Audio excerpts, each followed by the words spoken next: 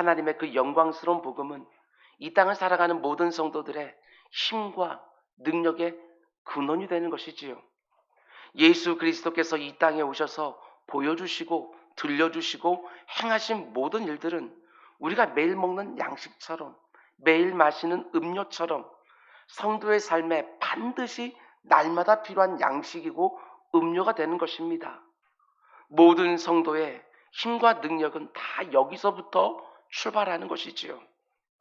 내가 그 어떤 상황 속에 있더라도 그분을 생각하고 그분이 보여주시고 들려주시고 행하신 일들을 생각하기 시작만 하면 나를 꽉 짓누르는 절망의 자리에서도 온갖 소망이 넘쳐나는 것이 복음의 힘이고 능력인 것입니다. 그러면 그 복음의 핵심 메시지는 무엇이고 그 메시지 앞에서 우리가 보여야 될 마땅한 반응은 뭐냐? 오늘 이 시간에는 그 부분을 함께 나누려고 합니다. 오늘 우리에게 주어진 본문은 다른 복음이 아니라 바른 복음인 하나님의 그 영광스러운 복음이 자신의 인생을 어떻게 바꿔 놓았는지 사도 바울이 간증이라는 형태로 증거와 고백하는 참 귀한 본문입니다. 지난 시간에 사도 바울은 12절에서 14절 말씀을 통해서 이렇게 간증했습니다. 하나님이 이렇게 무능력한 나를 능하게 해주셨다. 이렇게 충성스럽지 못한 나를 충성되다고 여겨주셨다. 이렇게 자격 없는 나에게 직분을 맡겨서 일꾼으로 불러주셨다. 비방자요, 박해자요, 폭행자인 나에게 긍휼을 베풀어 주시고 은혜를 베풀어 주셔서 나같이 가망 없는 사람까지도 완전히 바꿔주셨다. 내가 어떤 사람이었는지 너희가 알고 있지 않느냐고. 그런 내가 이렇게 바뀌었다고. 자신의 변화를 예로 들어서 하나님의 그 영광스러운 복음 안에 있는 힘과 능력을 밝히 드러내는 것입니다. 그리고 이어지는 오늘 본문 15절에 17절 말씀을 통해서는 자신을 완전히 바꿔놓은 그 복음이 어떤 것인지 보다 구체적으로 말해주는 것을 보게 되지요. 15절 말씀 굉장히 아름답습니다. 미쁘다 모든 사람이 받을 만한 이 말이여 그리스도 예수께서 죄인을 구원하시려고 세상에 임하셨다 하였도다. 죄인 중에 내가 괴순이라. 여기서 미쁘다라고 하는 말은 영어 성경을 보게 되었으면 trustworthy 이렇게 되어져 있어요. 신뢰할 만하다, 믿을 만하다, 참되다, 논란의 여지가 없고 부인할 수 없는 진리이다. 이런 뜻이지요. 그러니까 미쁘다 모든 사람들이 들을 만한 이 말이요. 바울이 이렇게 말하는 것은 자신을 변화시킨 복음, 지금 자신이 전하고 있는 복음이야말로 모든 사람들이 다 받을 만한 말씀이라고, 신뢰할 만하고 참되고 믿을 만하고 논란의 여지가 없고 부인할 수 없는 진리가 바로 하나님이 우리에게 주신 이 복음이라고 말하는 것입니다. 누구든지 이 복음을 받으면 나처럼 변화를 경험하게 되어진다. 모두가 다 받을 만한 말씀이다. 이렇게 말하는 것이지요. 그런가 하면 여기서 미쁘다라는 말은 사도 바울이 쓴 목회서신 안에서 아주 중요한 단어 중에 하나입니다. 목회서신이 어떤 것들입니까? 디모데전서, 디모데후서, 디도서 이런 것들이 목회서신인데 그 핵심 중에 하나는 지금 교회 안에 들어온 다른 교훈 때문에 많은 혼란과 논쟁으로 어려워하는 성도들을 위하여 바른 교훈이 얼마나 중요한가 그걸 가르쳐주는 것이 핵심인 거예요. 총 5번에 걸쳐서 미쁘다라는 표현이 목회서신 안에 등장하는데 잘 보면요 그 표현 앞뒤에 우리가 고백하는 복음의 진리들이 다 담겨 있는 거, 요약적으로 담겨 있는 것을 보게 되어져요. 그러니까 여러분들이 목회서신 읽다가 미쁘다라고 하는 그 표현이 나오게 되면 앞뒤를 보게 되어지면 정말 복음의 엑기스와 같은 요약적인 하나님의 선언이 나오고 있는 것을 보게 되어져요. 그러니까 바울이 지금 교회 안에 들어온 다른 교훈이 얼마나 거짓된지를 드러내기 위해서 바른 교훈이 뭔지를 설명하는데 미쁘다 모든 사람들이 다 받을 만한 이 말이요. 신뢰할 만하고 참되고 믿을 만하고 논란의 여지가 없고 부인할 수 없는 진리는 오직 이 복음밖에 없다고 분명하게 말하는 거예요. 그럼 뭐를 통해서? 자신의 간증을 통해서. 그러니까 사도 바울이 왜 자신의 간증을 합니까? 자신을 드러내기 위해서가 아니라는 것입니다. 지금 다른 교훈 때문에 어려움을 겪고 있는 다른 성도들을 위해서 자기 간증을 하고 있는 거예요. 굉장히 중요한 부분이에요. 근데 여러분, 참되고 진실해서 논란의 여지가 없고 전혀 부인할 수가 없는, 기독교의 생명과 같아서 절대로 포기할 수 없는 복음의 진리, 그게 무엇입니까? 사도 바울은 가장 먼저 이렇게 말합니다. 15절 말씀 보면 그리스도 예수께서 죄인을 구원하시려고 세상에 임하셨다, 이렇게 말하고 있는 거예요. Christ Jesus came into the world. 이 땅으로 들어오셨는데 뭐를 위하여? To save sinners. 죄인들을 구원하기 위하여. 하나하나 씹어서 보셔야 돼요. 복음이 이 세상을 향하여 말하고 있는 가장 중요한 메시지 중에 하나는 그리스도 예수께서 죄인을 구원하려고 세상에 임하셨다. 이게 바로 복음의 핵심이라는 거예요. 우리 주님이 이 세상에 오실 때 하나님의 사자가 나타나서 먼저 이렇게 말했습니다. 마태복음 1장을 보면 아들을 낳으리니 이름을 예수라 하라. 이는 그가 자기 백성을 그들의 죄에서 구원할 자이심이라 하니라. 하나님이 천사를 보내서 자신이 이 땅에 보내실 예수는 자기 백성을 그들의 죄에서 구원할 자라고 분명하게 말씀해 주신 거예요. 어떤 윤리나 도덕을 가르쳐 주기 위해서 온 것이 아니고 어떤 본이 되어서 그 가운데 속에 너희도 이렇게 살아라, 이 말씀해 주러 온 것이 아니고 죄인들을 자기 죄에서 구원하기 위하여 예수 그리스도가 오셨다, 분명하게 말해주고 있는 거예요. 그리고 예수님도 누가복음 5장에서 친히 말씀하십니다. 건강한 자에게는 의사가 쓸데없고 병든 자에게라야 쓸데있나니 내가 의인을 부르러 온 것이 아니요 죄인을 불러 회개시키러 왔노라. 우리 주님이 이 땅에 오신 것은 자기가 건강하다고 생각하고 그 어떤 하나님의 은혜도 필요 없다고 생각하는 그 사람들을 위해서 온 것이 아니라 자신이 병들었다고, 가만 놔두면 이렇게 시름시름 앓다가 지옥불에 떨어질 거라고 이렇게 시인하는 그 사람들을 위해서 이 땅에 오셨다고. 마치 자신은 의인인 것처럼 구주가 필요 없는 것처럼 생각하는 그런 사람들이 아니라 내가 구주가 너무너무 필요한 죄인이라고 이렇게 고백하는 그 사람들을 위하여 예수님이 이 땅에 오셨다고 말씀하시는 거예요. 그렇습니다. 성경 전체를 지배하는 핵심 중에 하나는 예수께서 죄인을 구원하시려고 세상에 임하셨다, 이것이지요. 죄인들이 자기가 지은 죄로 망하지 않게 해주기 위하여 그 어떤 죄를 지었든지 죄의 용서와 죄의 씻음을 통해서 새로운 생명과 변화가 있는 전혀 다른 삶으로 초대해 주시기 위해서 주님이 이 땅에 오셨고 사셨고 고난당하셨고 죽으셨고 부활하셨다. 이게 바로 모든 사람들이 들어야 되는 복음이고 성경 전체를 지배하는 핵심 메시지인 거예요. 여러분 잘 보셔야 돼요. 착하고 선하고 옳고 근사한 사람들을 부르러 오셨다고 절대로 말하지 않아요. 자질이 특출해서 구원만 해놓으면 뭔가 보탬이 될 만한 사람들을 위하여 우리 주님 이 땅에 오셨다고 절대로 말하지 않는다는 것입니다. 누구? 죄인들을 구원하기 위하여 우리 주님 이 땅에 오셨다, 분명하게 말하고 있는 거예요. 죄인들을 위하여. 여러분 이 복음의 핵심은 정말 믿으신다면 교회 안에 들어와서 만나는 사람들을 보면서 실망하면 안 되는 거예요. 복음이 뭔지를 아직도 모르는 거예요. 이 세상에서 근사해 보이는 사람들만 불러서 교회를 이룬 게 아니에요. 스스로 건강하다고 여기는 사람이 아니라 내가 의원이 필요한 병든 사람이라는 걸 알고 있는 그 사람들, 스스로를 의롭다고 여기는 사람이 아니라 내가 구주가 절대적으로 필요한 죄인이라는 것을 아는 사람들, 그들이 주님을 만나서 한 몸을 이룬 공동체가 바로 교회인 거예요. 우리 주님께서 한 사람 한 사람을 딱 보시면서 너는 괜찮아 보이니까 교회로 들어오고 너는 문제 있을 거 아니라 교회 들어오면 안 돼, 이렇게 하지 않으셨다는 거예요. 나 문제 많은 사람이요, 나 주님이 너무나도 필요하고 주님을 믿는 다른 사람들의 도움이 너무너무 필요한 사람이요, 이런 사람들을 불러서 교회를 이루셨다는 거예요.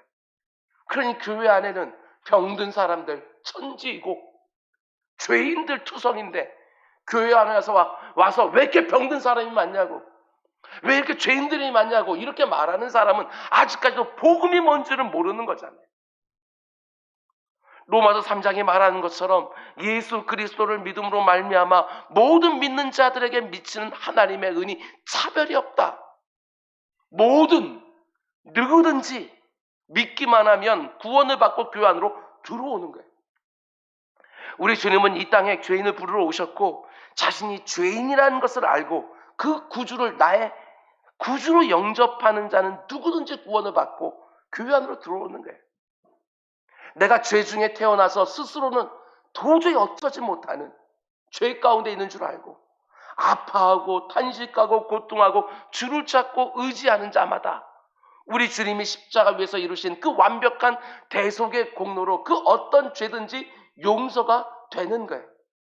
자기 죄 중에 망하지 않도록 영원한 생명의 길을 열어주시는 거예요. 그게 바로 하나님의 영광스러운 복음이라는 거예요. 그럼 잘 들으시기 바랍니다. 우리가 믿는 기독교는 사람들에게 더 나은 삶을 가르치는 종교가 절대로 아니에요. 여러분들이 이 강단에서 듣기를 원하는 말씀은 그저 내 윤리적으로 어떻게 살아야 된다 이 말뿐만이 아니라 이 땅을 살아가면서 이렇게 살 때 더 평안해진다 그 말을 들으려고 하는 것들이 아니라 어떤 처세술을 들으려고 하는 것들이 절대로 아니라 이 시뻘건 복음, 이것을 위해서 우리가 교회로 모이는 거예요. 물론 교회 안에는, 기독교 안에는 그런 요소가 있는 거 틀림없어요. 우리가 선포하는 복음 안에 나로 하여금 더 낫고 더 바르고 더 평안하고 더 잘 살게 하는 요소가 틀림없이 들어있어요. 그러나 그게 핵심은 아니에요. 복음 안에는 늘 싸우기를 좋아하는 우리 악한 본성을 바꾸어서 내 곁에 있는 사람들과 화평을 이루게 하는, 사랑하고 희생하게 하는 너무나 귀한 교훈들이 들어있는 거 틀림없어요. 그러나 그게 핵심이 아니라고요. 그건 다른 데서도 얼마든지 들을 수 있는 말씀들이에요. 예수 이 땅에 오셔서 죄인들을 위하여 대신 죽으셨다. 내 죄를 사해 주기 위해서 그분이 내 대신 죽으셨다. 예수 그리스도의 십자가 사건을 나를 위한 대속의 사건으로 믿고 시인하고 그 주님을 나의 구주로 영접하는 자들에게는 그 누구라도 그 어떤 죄를 지었더라도 하나님이 의롭다고 여겨주시고 영원한 생명을 허락해 주신다. 이걸 선포하는 것이 바로 기독교라는 거예요. 그리스도 안에서 이루어지는 하나님의 죄 용서와 새로운 생명, 그 새로운 생명에게 합당한 삶, 어디서부터 우리 기독교가 출발하고 온지 이걸 놓치면 안 되는 거예요. 신앙생활 오래 하게 되었으면 정말 우리 기독교의 핵심이 뭔지 이건 잃어버리고 곁까지만 붙들고 있을 때가 얼마나 많은지 몰라요. 아닙니다. 곁까지 붙들고 신앙생활하는 게 절대로 아닌 거예요. 예수 그리스도의 이 시뻘건 십자가 복음이 뭔지도 모르고 아무리 교회를 오랫동안 출입해도 아무리 좋은 설교를 하루에 몇 편씩 듣는다 할지라도 아닙니다. 그런 격가지를 붙들고 있다고 해서 내 안에 구원의 역사가 일어나는 건 절대로 아닌 거예요.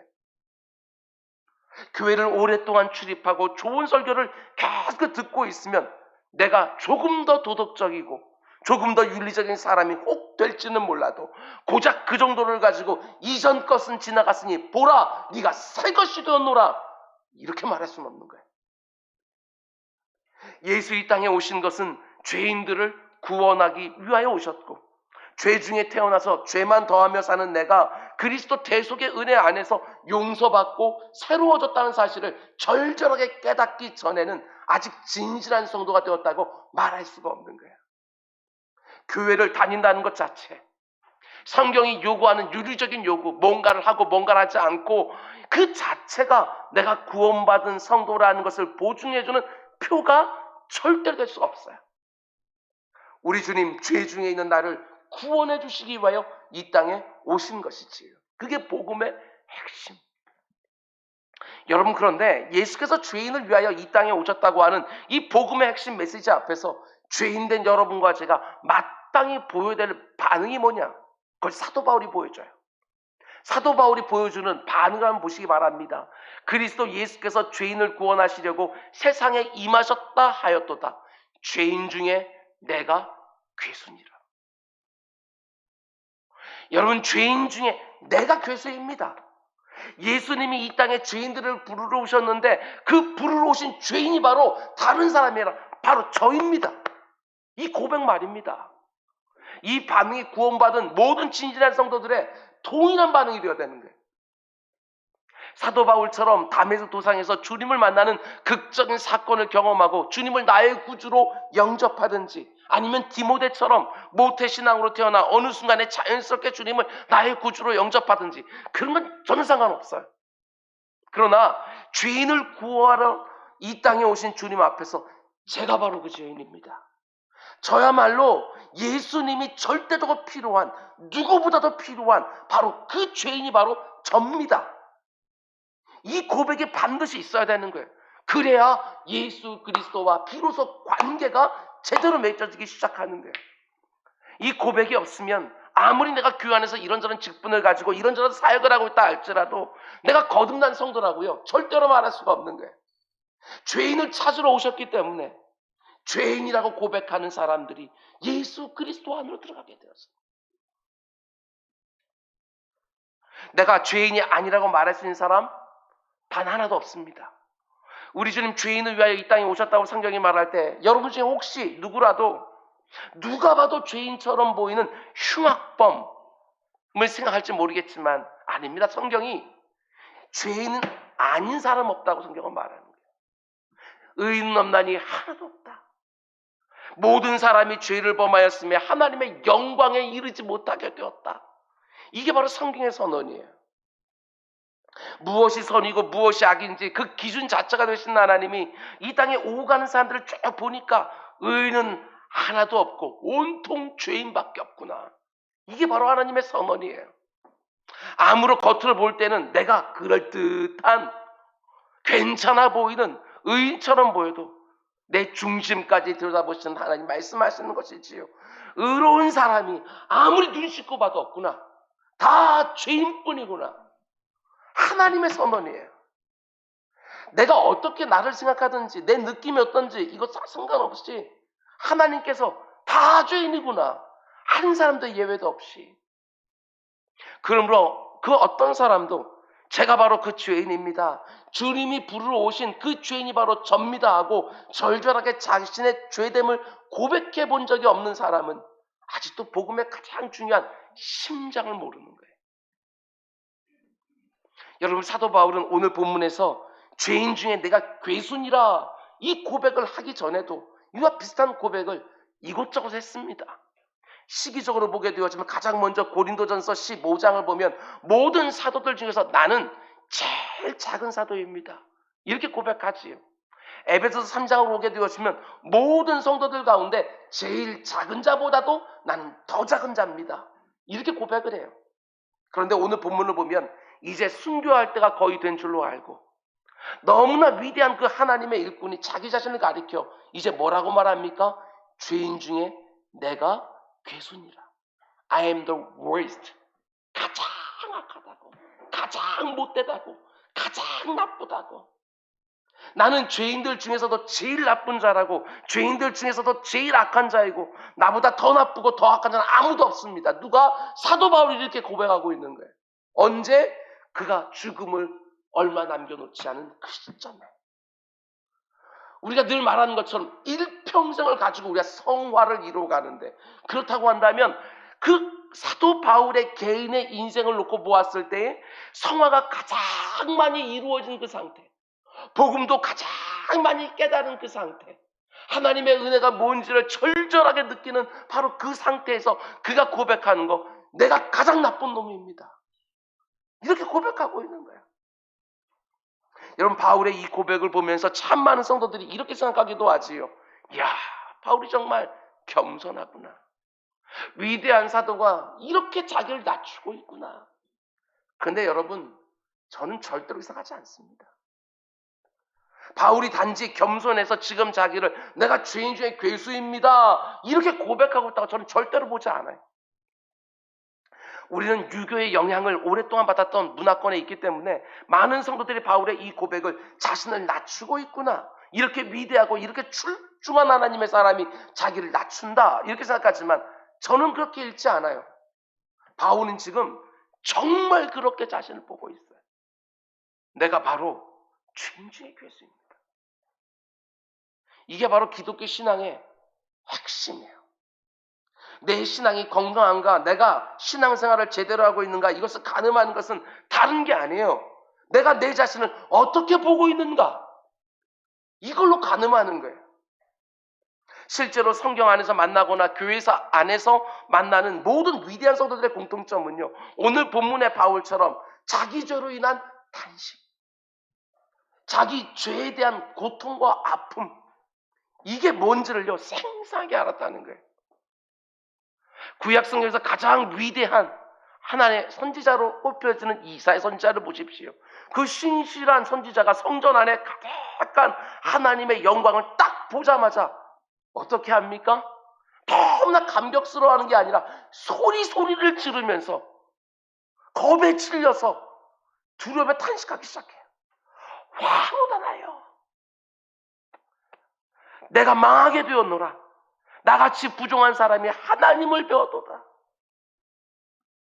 아니, 하나님의 영광을 보고 있으면 너무나 감격스러워할 것 같은데 우리가 찬양하면서 주의 영광 이곳에 가득해, 우리 이렇게 사모하지 않습니까? 그런데 이사야와 같이 정말 하나님의 출중한 선지자가 뭐라고 말해요? 화로다 나여, 내가 망하게 되었도다. 아무리 위대한 선지자도 지극히 거룩한 죄가 전혀 없으신 하나님 앞에 딱 세니까 내 안에 있는 모든 죄됨이 다 튀어나오면서, 나의 부족함이 다 튀어나오면서 화루다 나여 내가 망하게 되었도다. 이게 당연한 반응이에요.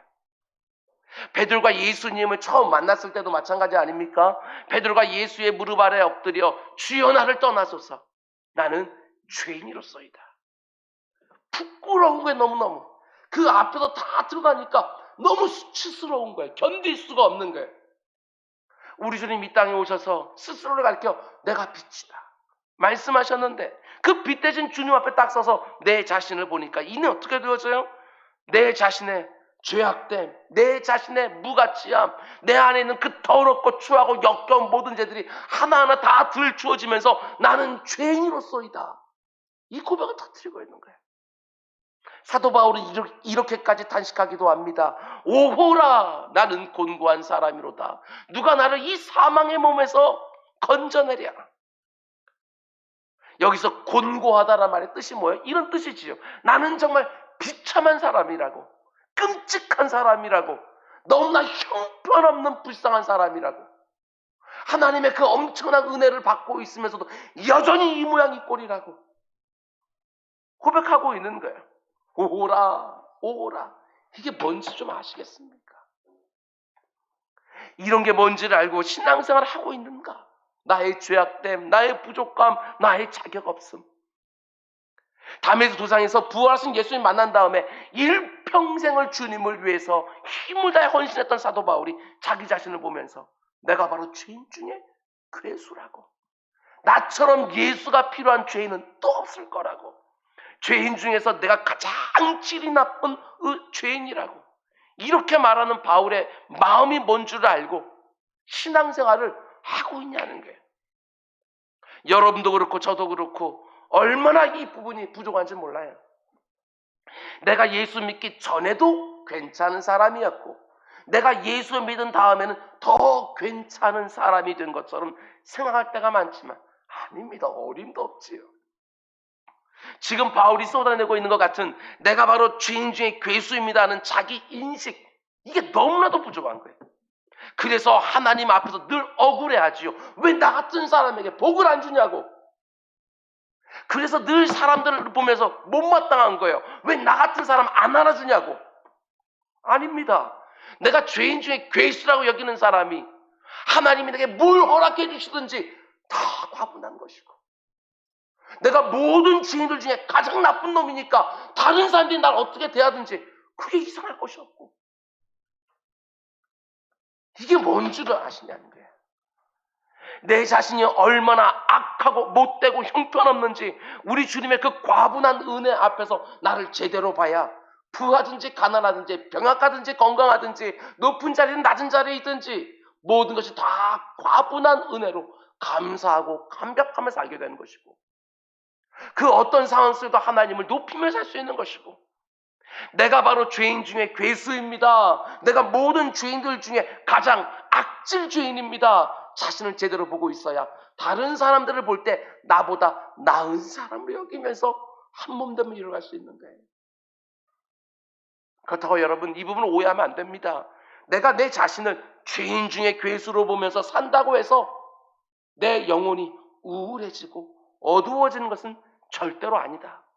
오히려 말할 수 없는 자유, 말할 수 없는 종기가요, 그 고백과 함께 내 안에 싹 하고 밀려드는 걸 경험하게 되어져요.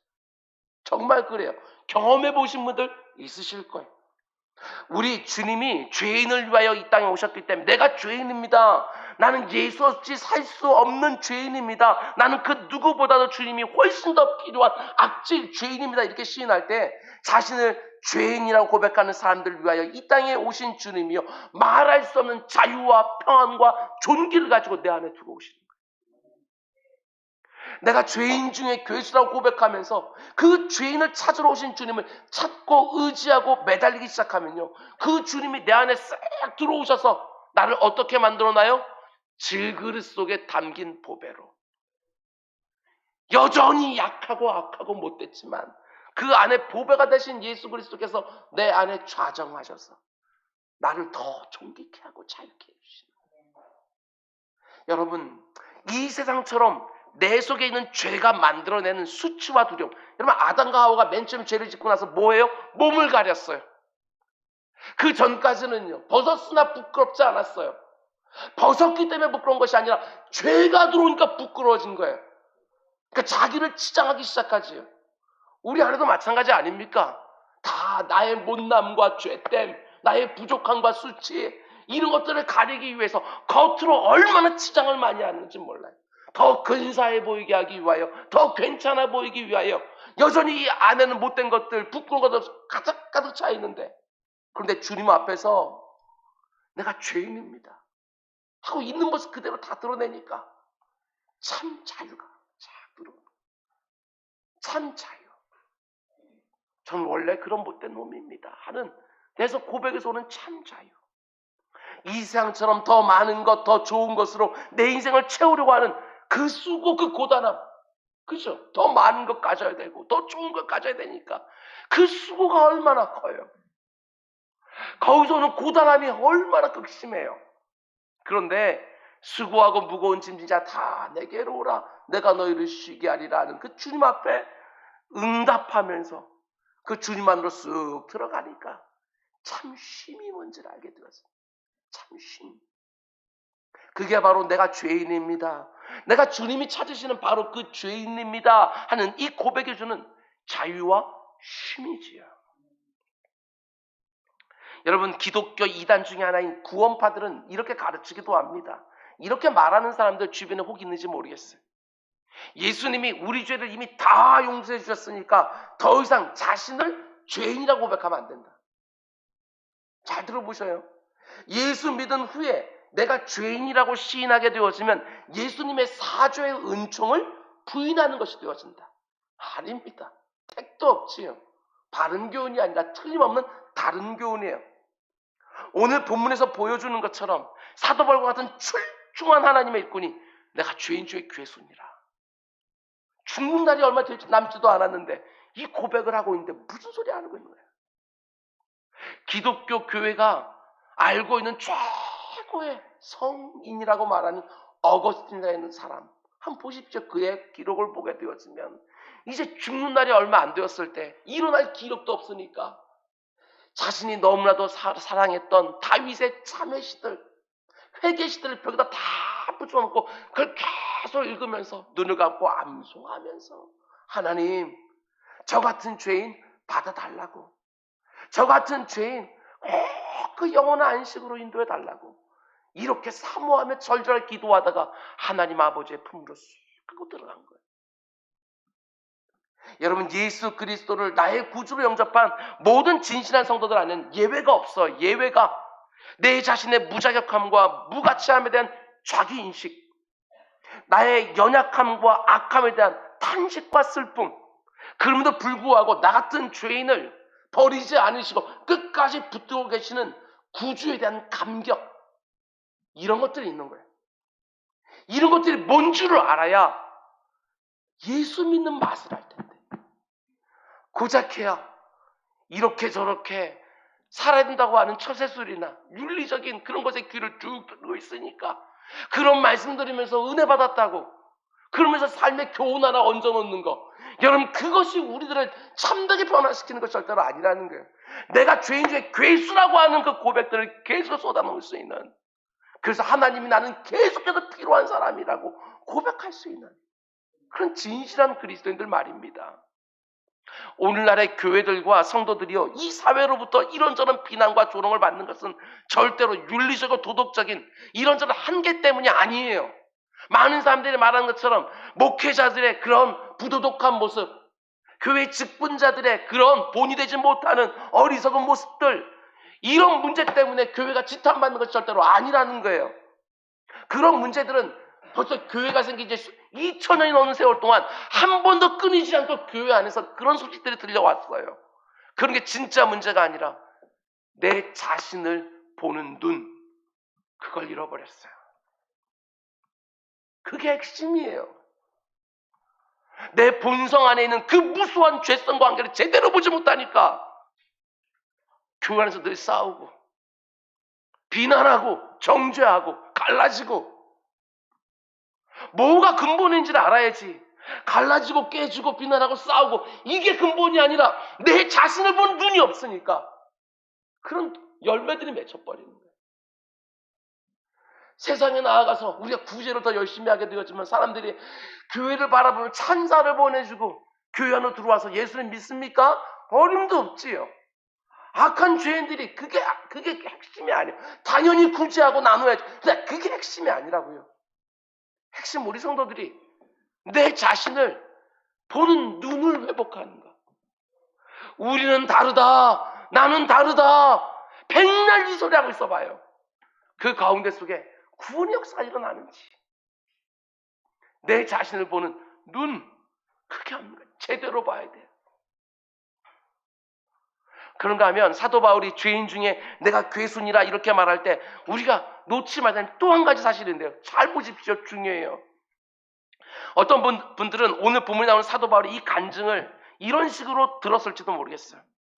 내가 예수 만나기 전에는 비방자요, 박해자요, 폭행자였다. 나는 죄인 중에 괴수였다. 이렇게 고백하는 것처럼 읽었을지 모르겠지만 잘 보십시오. 죄인 중에 내가 괴수니라 현재형으로 말하고 있어요. 이걸 잘 놓치면 안 돼. I was the worst 이렇게 말한 게 아니에요. 과거형 비동사를 쓰는 게 아니에요. was라고. I am the worst. 현재형 비동사 쓰고 있어요.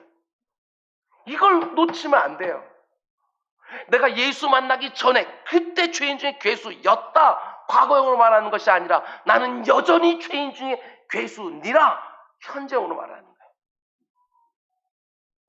왜 사도 바울은 이렇게 현재형으로 나는 죄인 중에 괴수니라 이렇게 말하고 있겠어요?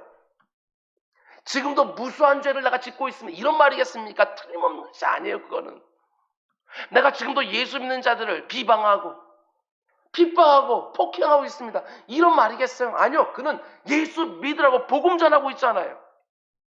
그런데도 현재형으로 나는 죄인 중에 괴수니라 고백하고는 바울의 이 마음, 이걸 느끼셔야 돼요. 자신의 죄악됨과 자신의 무자격함이 자신의 어떤 한순간의 상태라고 보지 않는다는 것입니다. 담에서 도상에서 예수를 만난 지 이미 30년이 넘었어요. 3차례 선교여행을 다니면서 죽도록 맞고 죽도록 고생하고 그렇게 많은 시련과 그렇게 많은 아픔을 다 감당해온 지금도 나에게 계속해서 베풀어지는 주님의 그 넘치는 은혜 앞에 딱 서기만 하면 나는 여전히 무자격합니다. 이게 뭔지 아시겠어요? 나는 여전히 엉터리입니다. 여전히 부정한 투성입니다. 주님이 나 같은 죄인을 위하여 이 땅에 오셨고 나는 지금도 예수가 필요한 사람들 중에 제일 앞자리에 서 있는 사람입니다. 이런 고백이 터져나오게 하는 것이 복음이에요. 여러분, 우리는 과거만 말하는 사람들 아니에요. 그 어떤 자격도 조건도 안 되던 나를 구원해 준 하나님의 그 과거에 베풀어준 은혜에 대한 감각이 계속해 더 깊어지고 계속해 더 온전해지면서 나는 여전히 죄인 중에 괴수입니다. 주의 은혜가 아니면 나는 아무것도 여전히 아닙니다 하는 고백을 항상 현재형으로 쏟아내며 살아가는 것이 사도 바울이고 여러분과 제가 되어야 되는 거예요. 예전에는 내가 자격이 안 되었지만 이제는 자격이 좀 됩니다. 어림도 없는 얘기지. 그때도 자격이 안 되었고요. 지금도 그 은혜 받을 자격이 안 되는 거예요. 이거 놓치면 안 돼요. 여러분, 저는 우리 교회 안에서 이런 성도들 많이 봤으면 좋겠어요. 이렇게 마음 아프게 하는 오늘날의 교회와 성도들의 무수한 약점과 한계들을 하나하나 극복해내면서 예수 믿는 아름다움과 복됨이 어떤 것인지 세월이 가면 갈수록 온 인격과 삶으로 드러내면서 예수 믿는다는 게 뭔지를 실제로 살아내는 성도들을 계속 볼 수만 있다면 정말 바랄 것이 없을 것 같아요. 신앙생활을 어느 정도 하고 나면 마치 더 이상 새로울 것이 없다는 것처럼 그저 익숙해지는 것이 아니라 십자가만 보면 어느샌가 눈물이 수르르 흐르는, 십자가를 볼 때 무덤덤하게 당연한 것처럼 생각하는 그 순간이 나의 영혼의 위기인 줄 알고, 오늘 본문에서 사도 바울이 고백하는 것처럼 내가 받은 복음이 세월이 가면 갈수록 점점 더 놀랍고 점점 더 귀하게 여겨지면서 이야, 이것이야말로 모든 사람들이 반드시 받아야 되는 복음이구나, 미쁘다 하고 소리칠 수 있어야 되는 거예요. 이게 바로 예수 믿는 맛이구나 하는 걸 일평생 새롭게 경험하는 것이지. 세월이 지나가면 지나갈수록 이렇게 더 감격해 하는 성도들이 이곳에 점점 더 많아지는 거 정말 보고 싶어요.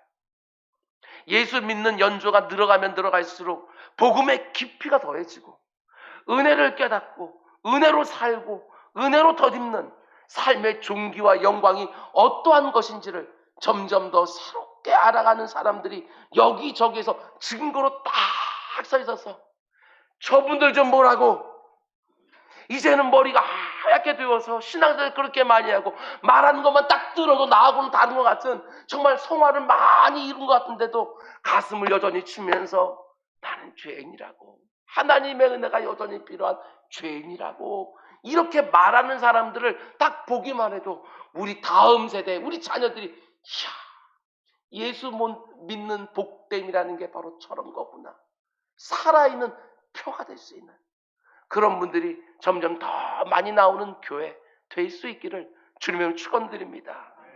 이제 마지막으로 여러분 여기까지 꼭 보셔야 됩니다. 16절 말씀 우리 함께 읽겠습니다. 16절 시작. 그러나 내가 긍휼을 입은 까닭은 후에 주를 믿어 영생 얻는 자들에게 본이 되게 하려 하십니다. 여러분, 제가 읽을 때 잘 따라오시기 바랍니다. 그러나 내가 긍휼을 입은 까닭은, 지난 시간에 긍휼이 뭐라고 말씀드렸지요? 합당한 대로 되갚아주지 않으시고 불쌍히 여겨주시는 것, 그게 긍휼이에요. 나는 죄인 중에 괴수인데 내게 합당한 대로 되갚아주지 않으시고 불쌍히 여겨주심으로 예수 그리스도께서 내게 먼저 일체 오래 참으심을 보이사, 내가 과거에 예수 믿는 사람들에게 비방자로 박해자로 폭행자로 살았는데도, 내가 현재에도 오호라 누가 나를 이 사망의 몸에서 건져내랴 늘 죄 욕구에 시달리고 있음에도 불구하고 또 참아주시고 또 견뎌주시고 또 기다려주시는데, 그 이유가 뭐라고 바울이 말합니까? 후에 주를 믿어 영생 얻는 자들에게 본이 되게 하려 하십니다. 잘 보셔야 돼요. 우리가 믿는 기독교는 내가 예수 믿어서 내가 얼마나 많은 복을 받고 이 세상에 내가 얼마나 잘 되었는가, 이런 이야기를 하는 종교가 절대로 아니에요. 여러분과 제가 예수를 믿고 나면 틀림없이 복 받고 잘 되는 것이지요. 그러나 이 변화를 보십시오. 예수 믿기 전에는 내 자신이 복 받고 내 자신이 잘 되는 게 내 온통 관심사였지만, 예수를 믿고 나니까, 예수를 점점 더 알아가고 나니까 내 관심이 점점 어디를 향해요? 다른 사람들에게 합니다. 주를 믿어 영생을 얻는 자들에게 나를 본으로 내밀기 위하여 주님이 나를 먼저 은혜로 되어주셨다. 여러분, 이게 다가오셔야 돼요. 예수를 믿고 예수 안에 있는 생명의 역사를 제대로 경험하기 시작하면 다른 사람들이 나를 통해서 어떤 유익을 얻는가, 여기로 관심사가 기울어져야 됩니다. 내가 복이 되어서 다른 사람들을 복되게 하는 것. 아니, 내가 복받은 사람처럼 보이지 않는다 할지라도 다른 사람들이 복을 받게 되면 나를 통해서 그것이 나의 복인 줄 아는. 이게 복이 만들어내는 중요한 변화 중에 하나인 거예요. 그런데 너무나도 안타깝게도 이 부분이 점점점 더 약해지지. 이 땅의 교회들과 성도들이 좀처럼 이 세상의 가치와 질서를 이겨내지를 못하는 거예요. 그저 이 세상에 아는 것처럼 여전히 자기중심적이고 내 느낌이 중요하고 내 감정이 그 무엇보다 중요해서 내 옆에 있는 지체들이 나에게 어떤 영향을 받고 있는지 그게 관심사가 되지를 못하는 거예요. 말 한마디를 해도 내 승질대로 하는 것이 아니라 다른 사람 들을 때 유익이 되어주는지, 뭔가 하나 판단하고 선택할 때에도 내 마음, 내 중심에 있는 생각대로 가치대로 하는 것들이 아니라 무엇이 하나를 명확하게 하고 무엇이 덕이 되는지 항상 관심이요 다른 사람에 가 있는 거예요. 여러분, 내가 다른 사람들에게 적극적으로 해코지 안 하며 산다 이렇게 스스로 생각할지 모르겠지만 그렇지 않습니다. 모든 관심사가 나에게 잡혀 있으면 그게 바로 교회를 깨뜨리는 모습이에요. 신앙생활은 그렇게 하는 게 아니에요. 나 하나 예수 믿어서 구원받고 복받고 잘 살고 내 마음 편안하고, 아닙니다. 절대로 그렇지 않아요. 우리의 관심사의 끝이 그게 아니에요. 사도 바울을 보십시오. 하나님이 자기 같은 죄인을 그렇게 긍휼히 베풀어 주시고 그렇게 오래 참아주시면서 받아내시던 이유를 뭐라고 말합니까? 내가 특별히 쓸모 있어서, 특별히 사랑받을 만한 짓을 많이 해서 그렇게 말하지 않아요. 그게 나를 구원해 주시고 긍휼 베풀어 주신 이유라고 말하지 않아요. 이유가 뭐라고 얘기합니까? 내 뒤를 이어서 구원을 얻게 되어질 다른 사람들 위한 본으로 삼기 위하여 나 같은 죄인 중에 괴수에게 먼저 긍휼을 베풀어 주시고 먼저 오래 참아주셨다. 이렇게 말하고 있는 거예요. 지금 무슨 말을 하려고 하는지 이게 보여주십니까? 나를 보라고, 나 같은 죄인이 구원을 받았다면 구원받지 못할 죄인이 도대체 어디 있겠냐고. 스데반 집사를 죽일 때 같이 돌을 던지고 사람들은 옷을 맡아주고, 그리고 다메섹에 있는 그리스도인들까지 잡으려고 관청에서 허가를 받아서 잡아 죽이려고 하던 그런 내가 구원받았다고 한다면 정말 구원받지 못할 사람이 어디 있겠냐고 생각해보라. 나 같은 죄인이 하나님의 용서를 받았다면 그 어떤 죄인이 용서받지 못하겠냐고. 나 같은 죄인이 하나님의 일꾼으로 쓰임받았다고 한다면 그 어떤 사람이 쓰임받지 못하겠냐고. 그걸 보여주려고 하나님이 나를 본으로, 가장 죄인 중에 악질인 나를 붙들어 쓰시면서 본으로, 예로 보여주셨다는 거예요. 내 간증을 들으면서 낙심하는 것이 아니라 사람들이 내 간증을 딱 들으면서 다른 사람들이 그래, 저 사람이 쓰임받았다면 나는 왜 쓰임 못 받겠나, 이 간증을 하고 있는 거예요. 바울은 지금 내 삶에 역사하셨던 하나님의 은혜에 대한 간증을 쏟아내면서 관심이 온통 어디에 기울어져 있어요? 내 자신이 아니라 다른 사람들의 유익에만 온통 기울어져 있는 거예요. 내가 복받고 내가 잘되고 내 문제가 해결되어지고 여기에 관심 있는 게 아니에요. 그런 것들은 오직 하나님께만 다 맡겨놓고 나는 다른 사람들의 유익에만 온통 관심이 있어요. 물론 우리가 영적으로 어릴 때에 거기서부터 출발할 수 있어요. 너나 할 것 없이 우린 다 그렇게 살아왔기 때문에 내가 복받고 내가 잘되고 내 문제가 해결되어지고 얼마든지 거기서부터 신앙생활이 출발할 수 있어요. 그런데 예수 믿은 지 10년이 되고 20년이 되고 1년 직분까지 맡았는데 여전히 그것까지밖에 할 수 없다면 이게 얼마나 부끄러운 일이에요. 보셔야지요.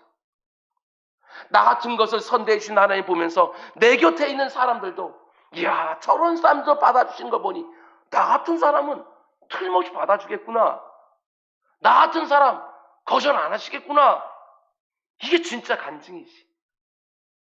나에게 하나님이 행하신 이런저런 긍휼과 은혜와 역사와 도우심과 공급하심을 간증할 때 그 모든 간증의 중심이 다른 사람들의 유익에만 딱 붙어 있어야 그게 진짜 영혼을 살리고 사람을 세우는 간증이 되는 거예요. 그런데 오늘 본문에 등장하는 사도 바울의 간증을 여러분과 제가 제대로 정말 들었다면 어떤 모습이, 어떤 반응이 나에게 있어야 마땅하겠습니까? 잘 들으십시오. 사도 바울이 지금 어떻게 해요? 다른 사람들의 유익을 위하여 자기의 약한 부분을 드러내고 있는 거예요. 부끄러운 부분을 드러내고 있는 거예요. 그렇다면 우리가 이 말씀을 제대로 보았다고 한다면 나에게 어떤 반응이 있어야 되는 거예요? 나도 내 약함을 드러내고 남들이 숨기고 싶어하는 수치스러운 부분들을 드러내서 말하는 것을 더 이상 부끄러워하지 않아야 된다. 남들이 유익을 얻을 수만 있다면 나에게 여전히 이런저런 못된 부분이 있다고, 나에게 여전히 이런저런 한심한 부분이 있다고, 이런 아픔과 고민이 있다고, 나의 부끄러운 부분들을 얼마든지 드러낼 수 있는 것이지요. 내가 나만을 위해 살 때는 약함을 드러내고 수치를 드러내면 남들이 나를 이용하지는 않을까? 남들이 나를 무시하진 않을까? 아무렇게나 대하지 않을까 하는 두려움에서 웬만하면 그런 얘기는 안 하고 싶어요. 그런데 다른 사람들에게 유익만 된다고 생각하면 얼마든지 내 약함과 악함과 수치를 드러낼 수 있어요. 오늘 본문에서만이 아니라 사도 바울은 고린도후서 11장에서 이렇게 말합니다. 내가 부득불 자랑할진대 내가 약한 것을 자랑한다. 우리는 그런 거 안 하잖아요. 나의 잘난 부분을 자랑한다. 나의 강한 부분을, 해결된 부분을 자랑한다. 이럴 것 같은데 내가 어쩔 수 없이 자랑해야만 된다면 여전히 나의 약한 부분을 자랑하겠노라고. 왜 그렇습니까? 이렇게 약한 나를 불러서 써주신 하나님을 드러내고 싶고, 이렇게 약한 나를 써주신 하나님이 너도 얼마든지 써주실 거라고. 절대로 나 같은 것은 하나님 쓰시지 않을 거야. 낙심하지 말라고. 나도 쓰셨는데 너는 왜 못 쓰시겠냐고. 다른 사람들을 위해서 나의 잘난 부분이 아닌 나의 못난 부분을 내가 이제 자랑하리라. 요즘 구역 예배 때 주의 설교를 가지고 말씀을 나누고 있는데 이번 주에는 뭘 나누고 싶으십니까? 나의 약한 부분, 나의 부족한 부분 꼭 나누시기 바랍니다. 그래야 오늘 설교를 제대로 들은 것이지요. 나의 약한 부분과 모자라는 부분을 나누면서 내 상한 지체들을 내 삶 안으로 받아들이는 거예요. 나 혼자 갈 수 없는 이 외로운 나그네 길을 그 귀한 지체들의 사랑과 격려와 도움으로 힘을 얻는다는 게 뭔지 서로 경험하는 거예요. 내 안에 잘난 부분과 넉넉한 부분 때문에 내 곁에 있는 사람들이 찬사를 보면 나를 따라오는 거 아닙니다. 그건 이 세상이 관계하는 방식이에요. 내게 있는 약함이나 악함이나 부족함이나 혹은 이 세상 그 누구도 말할 수 없는 아픔과 고통과 수치를 아무리 마음을 열어서 나누어도 그게 흉이 되지 않냐고. 영혼과 영혼이 서로 잇대어서 서로를 살리고 서로를 회복시키고 서로에게 소망이 되고 서로에게 힘이 되어주는 그런 만남들이 계속해서 이루어져야 그것이 바로 성도의 아름다운 교제가 되는 거예요. 나를 딱 중심에 놓고 이루어지는 간증과 교제 말고 다른 사람들의 유익에만 딱 중심을 두고 누구라도 나를 통해서 주님을 만나고 힘을 얻고 웃음을 회복하게 하는 그런 일에 꼭 쓰임받는 여러분과 제가 되길 주님께는 축원드립니다. 말씀 맺겠습니다. 여러분 오늘 우리가 함께 나눈 이 말씀 밑줄 그어놓으시고 색칠해 놓으시고 별표시해 놓으시고 오늘 설교 유학지 읽고 또 읽으시고 유튜브 또 듣고 들으시면서 오늘 선포된 이 말씀 마음에 꼭 새겨놓으시기 바랍니다. 하나님의 영광스러운 복음의 핵심이에요. 미쁘고 신뢰할 만한 논란의 여지가 있을 수 없는 모든 사람들이 받을 만한 이 복음. 여러분 요즘 내 곁에 있는 사람들 중에 꼭 들어야 될 사람 분명히 있습니다. 그 사람이 이번 한 주간 동안 내게 보여달라고 기도하시고 하나님이 내 눈을 열어서 그 사람 보여주시면 그 가운데 나의 약한 부분, 나의 못된 부분, 그러나 그 가운데도 이루어지고 있는 변화들 이런 것으로 간증하며 섬기시기 바랍니다. 그래서 예수께서 죄인을 구원하시려고 이 땅에 임하셨다. 죄인 중에 내가 괴순이라. 주님이 이 땅에 죄인을 구원하려고 오셨는데 내가 바로 그 죄인이라고. 그때만 예수 필요한 것이 아니라 지금은 더 많이 필요하게 되었다고. 이 고백. 얼마나 많은 사람들이 목회하다 보면 힘들고 어려운 일만 생기면 주님으로부터 이렇게 멀어져. 어리석은 것이지. 힘들고 어려울 때에 예수 믿는 거 별거 없더라 하면서 떠나가는 것들이 아니라 예수 믿는 맛을 정말 더 많이 보고 싶어서 주님께로 더 가까이 달려들면서 나의 악함과 모자람과 못됨과 약함이 내 영혼을 짓눌러서 주님으로부터 멀어지게 하는 것이 아니라 여전히 악하고 모자라고 못되고 약하기 때문에 주님께 더 바짝 달려가는 우리 모두가 꼭 될 수 있기를 주님의 이름으로 축원드립니다. 기도하겠습니다.